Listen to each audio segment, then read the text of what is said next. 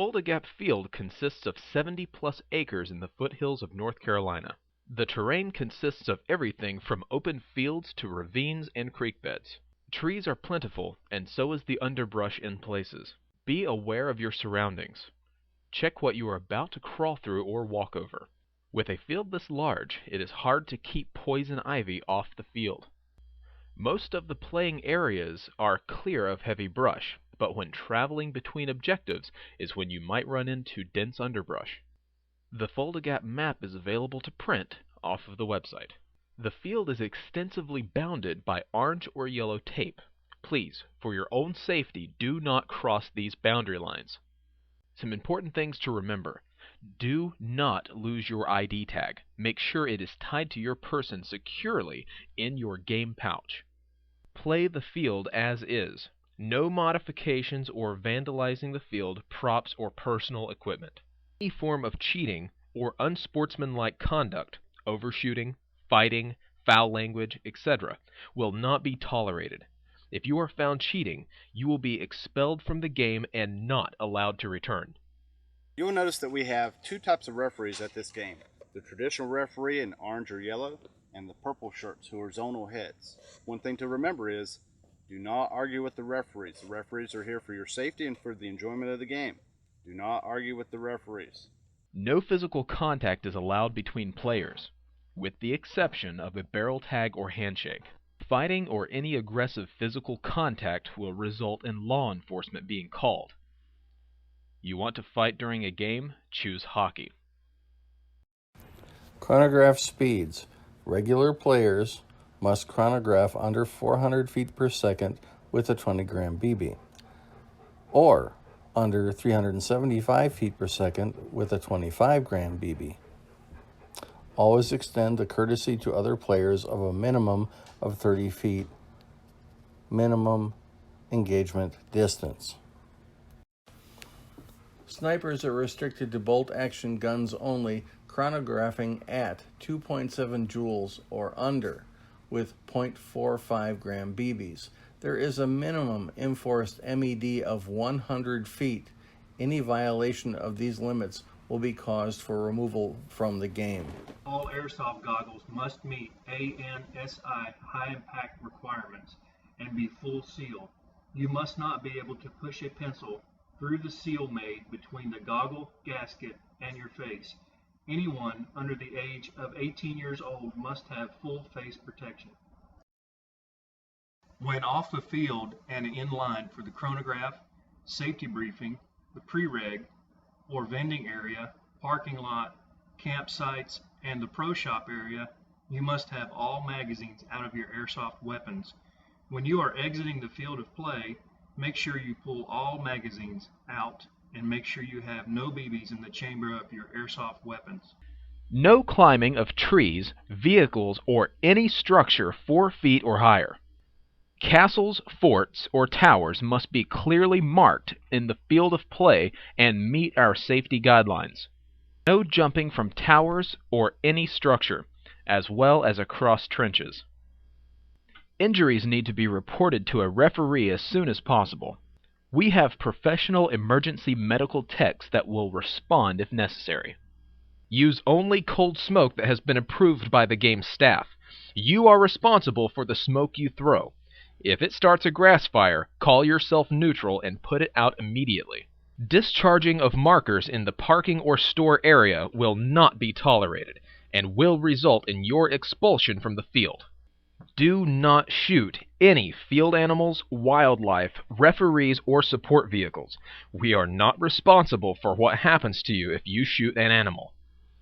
You cannot fire your marker at your campsite, in the woods next to your campsite, or in your vehicle.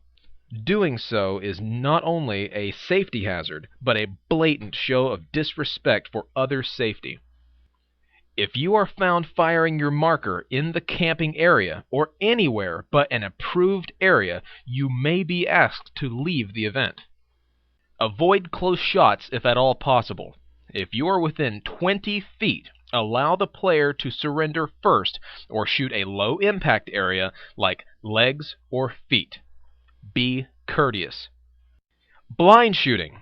Shooting without visually seeing where your balls are impacting or without looking down your sights is not allowed.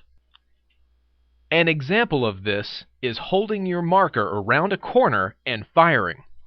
Violators will be counted as eliminated.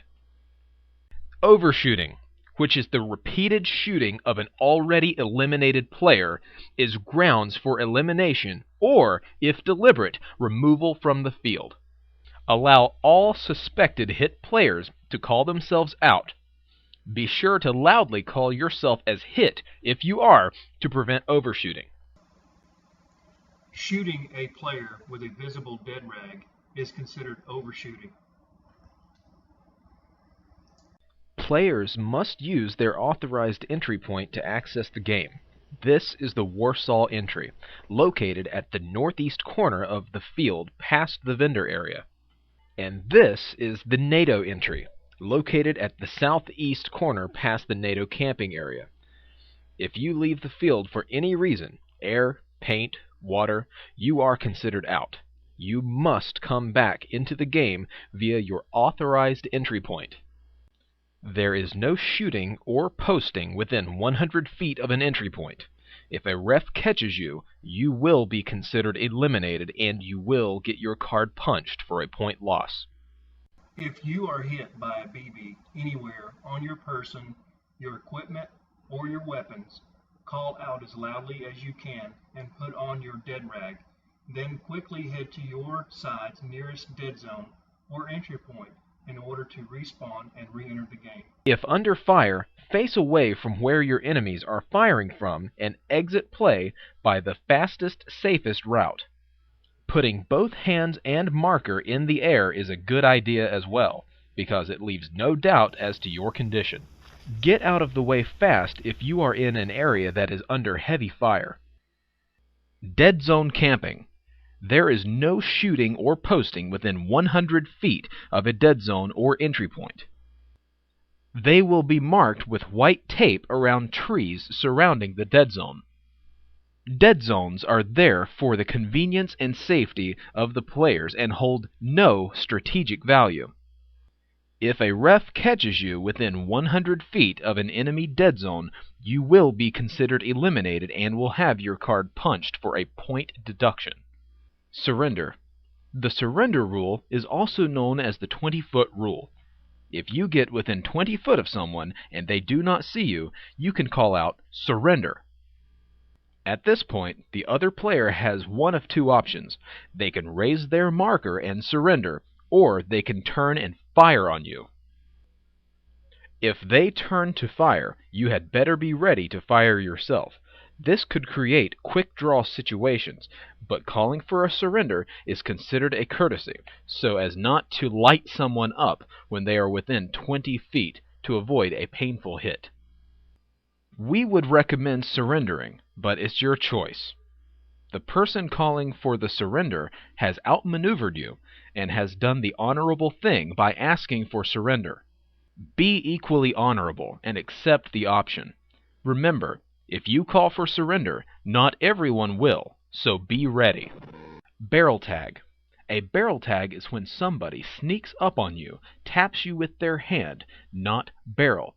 At this point, you are eliminated. This is not an option. You cannot turn and fire, period.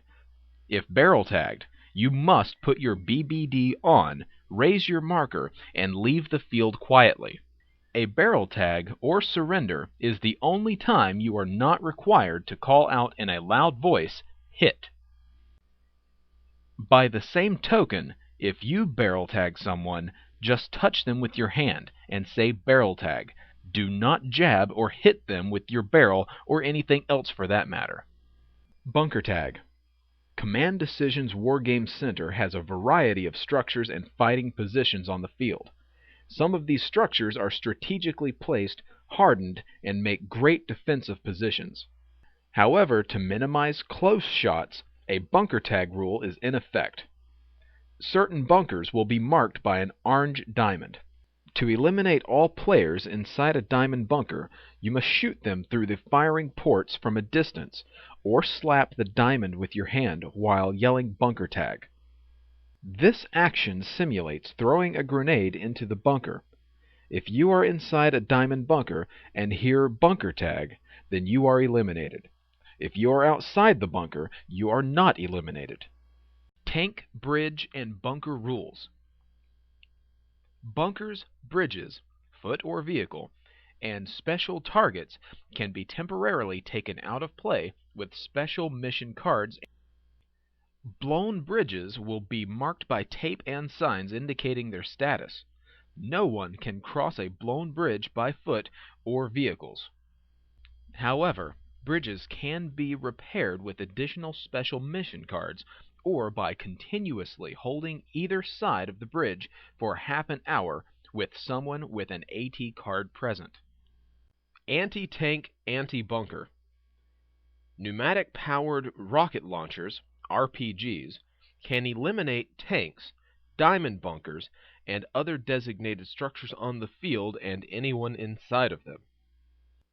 The target must be directly hit, no bounces, with a factory-manufactured soft Nerf football-type rocket. On missions, a judge must be contacted and shown an AT card beforehand, and must be present whether the mission was successful or not. In mission play, if an attack is successful, the structure will be taped off as destroyed.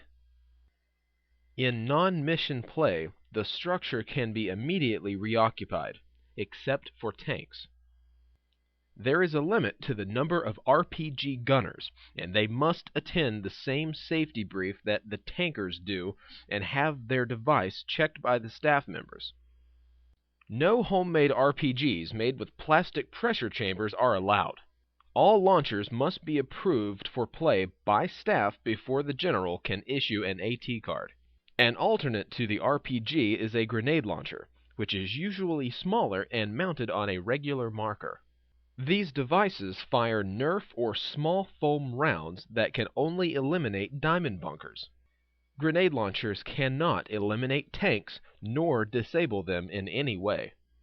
There are no blast radius rules, as Nerfs should never be fired at individual players, only structures. There is a limit to the number of grenade launchers on the field, and you must possess a Grenader card to use one.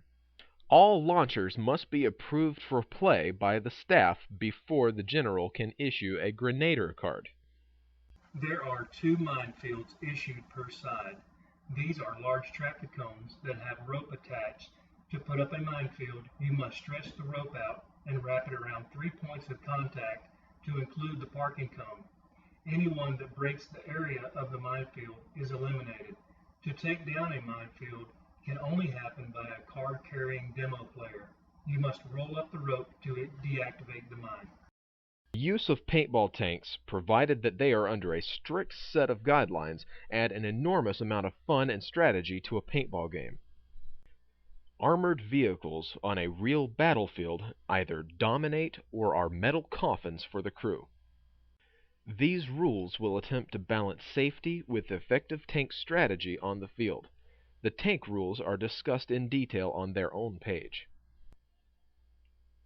Do not approach or be within 15 feet of an in-play tank, or you will be counted as eliminated.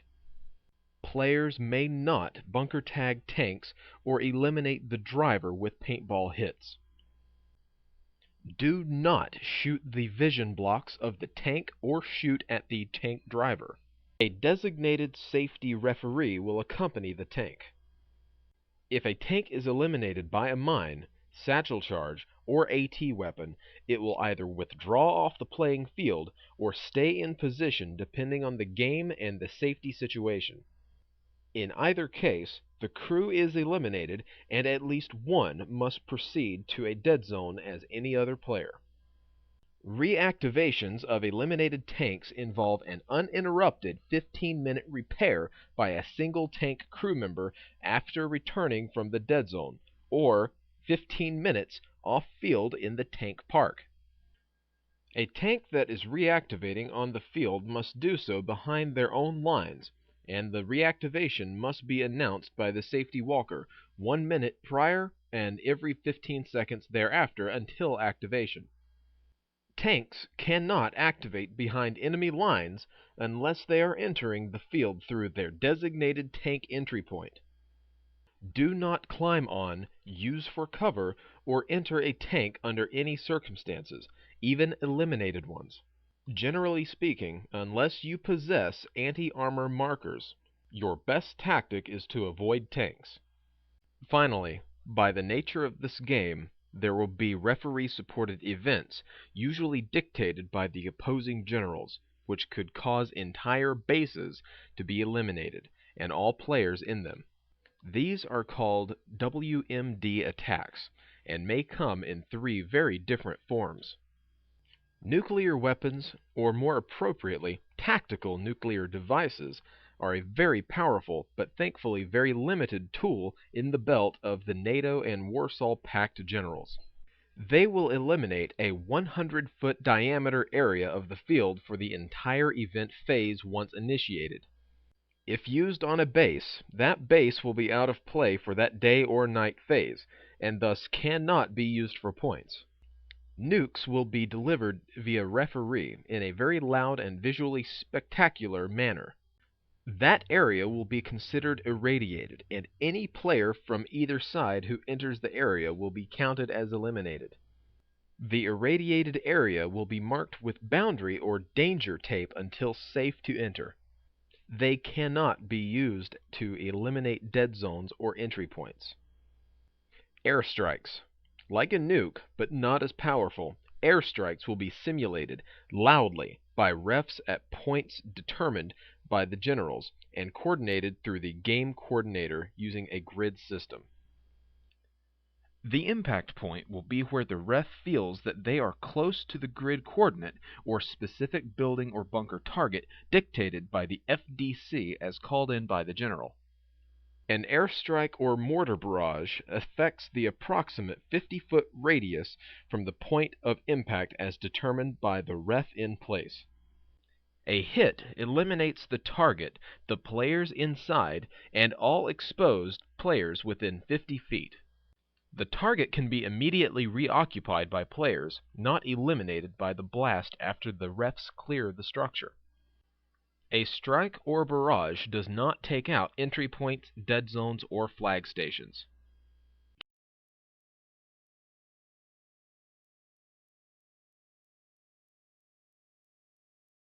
Chemical weapons.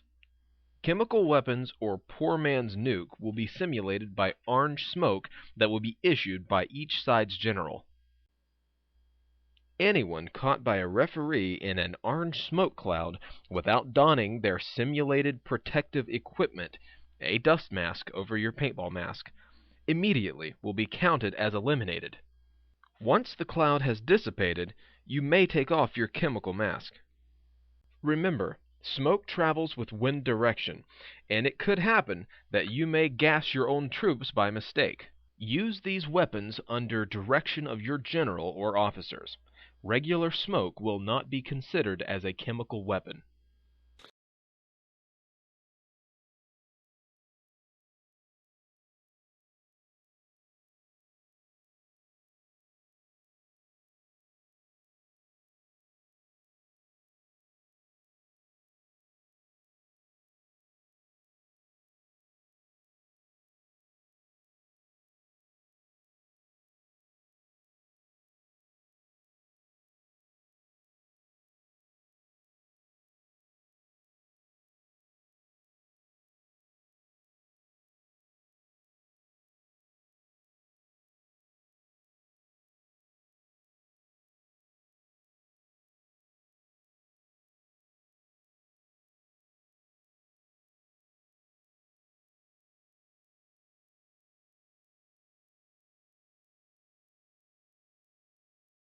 If you have any questions about the rules, be sure to check the marquees both in the camping area and in the vending area that have all the rules posted. If you have additional questions, be sure to get a purple shirt or the head ref and ask that individual question. Thanks for watching this safety video. Once again, if you have any questions, please get with a staff member. Have a great game, have fun, play with honesty and integrity.